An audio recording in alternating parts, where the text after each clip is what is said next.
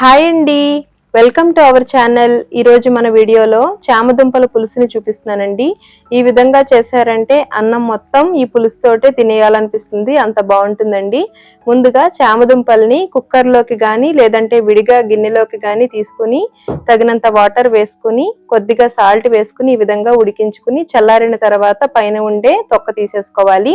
Stove మీద pan పెట్టుకుని 2 స్పూన్ల ఆయిల్ వేసుకుని ఆయిల్ వేడైన తర్వాత కొద్దిగా పసుపు సాల్ట్ వేసుకుని ఆయిల్ వేడైన తర్వాత మనం ఒలిచి తీసుకున్న చామదుంపల్ని వేసుకుని మంచి రంగు వచ్చే వరకు ఫ్రై చేసుకోవాలి. ఇలా ఫ్రై చేసిన తర్వాత పులుసు వండితే పులుసు టేస్ట్ చాలా బాగుంటుందండి.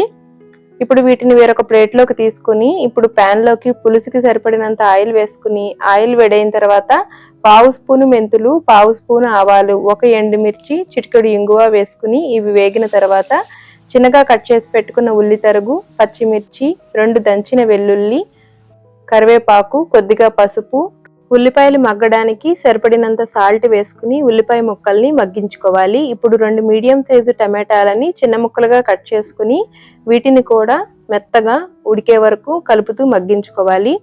టమాటాలు ఇలా సాఫ్ట్గా మగ్గిపోయిన తర్వాత ఇందులోకి మనం ఫ్రై చేసి పెట్టుకున్న చామదుంపల్ని వేసుకోవాలి.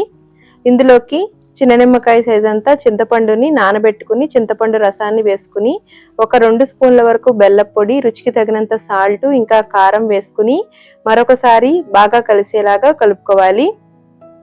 ఇప్పుడు ఈ విధంగా కలుపుకున్న తర్వాత ఇందులోకి 1 పెద్ద గ్లాసుడు వాటర్ వేసుకోవాలి.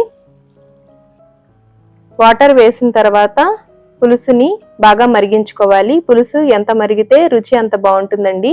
ఇప్పుడు ఇందులోకి వేయించి పొడి చేసి పెట్టుకున్న ధనియాల పొడిని 1 స్పూన్ వేసుకోవాలి. ధనియాల పొడిని అస్సలు స్కిప్ చేయకండి, పులుసు టేస్ట్ అంతా ఈ ధనియాల పొడిలోనే ఉంది.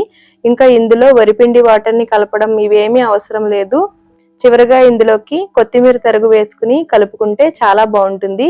మూత పెట్టుకుని మరొక 2 నిమిషాలు మరిగించుకుని స్టవ్ ఆఫ్ చేసుకుంటే చల్లారిన తర్వాత చిక్కగా అవుతుంది. ఈ పులుసుని వేడివేడి అన్నంలో నెయ్యి వేసుకుని కలుపుకుని తింటే చాలా బాగుంటుందండి. ఇలా మరుగుతున్నప్పుడు స్టవ్ ఆఫ్ చేసుకుని మూత పెట్టుకుంటే సరిపోతుంది. చాలా బాగుంటుంది, తప్పకుండా ట్రై చేయండి. Thanks for watching.